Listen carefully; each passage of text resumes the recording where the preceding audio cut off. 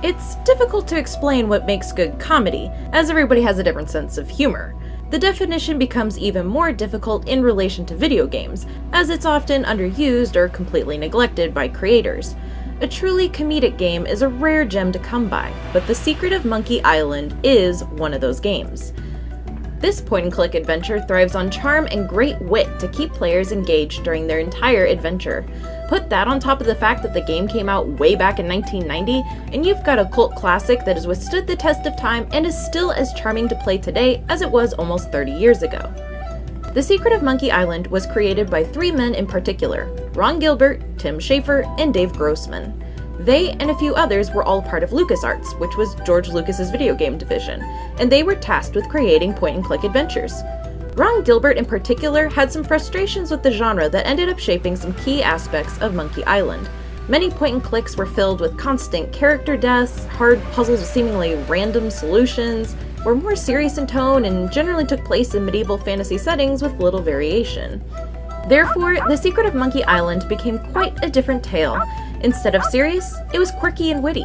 Instead of medieval fantasy, it was inspired by pirates, particularly Disney's Pirates of the Caribbean attraction. And their main character, Guybrush Threepwood, could barely ever die, which allowed players to feel free with exploration and didn't punish them for trying something new. The creators said that the reason they thought the first two Monkey Island games worked so well was because they were written and created by such a small team, and the simplicity of the adventure allowed them to have a lot of spontaneity in development.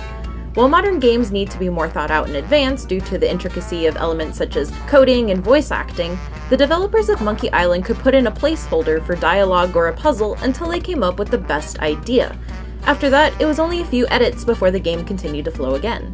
This spontaneity and collaboration was the spark that this game needed.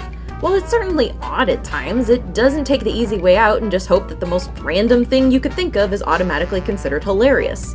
Instead, it turns tropes on its head.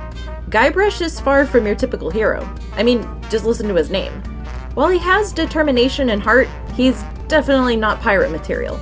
He has no special talents except being able to hold his breath for 10 minutes, a seemingly random fact that actually does come into play. He's not the chosen one, he's not ruthless, he's actually a bit clueless at times and gets taken advantage of frequently. When he sets out on a quest, the typical moments of his hero's journey get thwarted. Yet he is completely endearing. And Governor Elaine Marley is not your typical female love interest.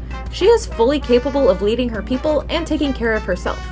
This dynamic plays out in an interesting manner as the game progresses, as it proves time and time again that things are not always what they seem. The game also relies on wit. One of the most popular aspects of this game is insult sword fighting, where a pirate will insult Guybrush and Guybrush must return the appropriate insult. The more he fights pirates, the more insults he learns, and the more likely he is to win the duel.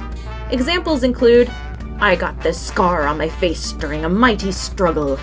I hope now you've learned to stop picking your nose." And, "My handkerchief will wipe up your blood." So you got that job as a janitor after all. It becomes fun to bump into the next pirate and see what new insult you'll learn next. I'd take this over your typical RPG level grinding any day. General character banter is always fun to listen to as well. It's not crude nor too childish. It's just fun.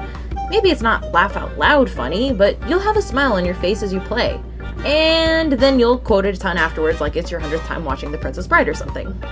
Also, since it's nearly impossible to die in this game, it allows you to have fun and choose the more ridiculous lines of dialogue without fear of bad repercussions. In this world, almost everything goes. Finally, the game plays with situational irony. My favorite case is when you discover a man named Otis in his cell, and you ask him if he has a nail file so you can break in and steal something. Otis responds that he wouldn't be in a cell if he did own one. I mean, good point. In fact, all Otis has to his name is a piece of carrot cake that his Aunt Tilly made for him, but he can't stand carrot cake. He trades the cake for some gopher repellent from Guybrush to get rid of some rats.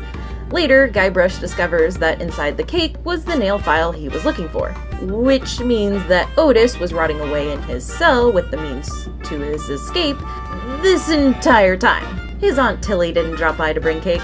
She brought a way of escape, and his aversion to carrot cake prevented him from getting out of jail this entire time. The first time I discovered this, it killed me. I was in pain, but it was so brilliant, but it hurt. I could list so many more examples, but I don't want to spoil all the puzzles and characters for you. But I just want you to know that it's this kind of cleverness and humor that makes this game so engaging. It's a delicate balance, but this game always manages to feel fresh and offer something new. It challenges your mind while putting a smile on your face. And this magic is what made it so unique for its time. It has made this game endure to today when so many other point-and-click games of its time have been forgotten. If you've never had the opportunity to play The Secret of Monkey Island, and you happen to own a PC, sorry other Mac users, you can buy this game on Steam, as it regularly goes on sale for just a few bucks. And as Guybrush says, never pay more than $20 for a computer game. But seriously, I cannot recommend this game enough. I had a smile on my face from beginning to end, and I'm excited to return someday to Monkey Island. And hopefully, you will too. But now, I want to hear from you. What is the funniest game you've ever played and why? Also, thank you to all of my patrons on Patreon.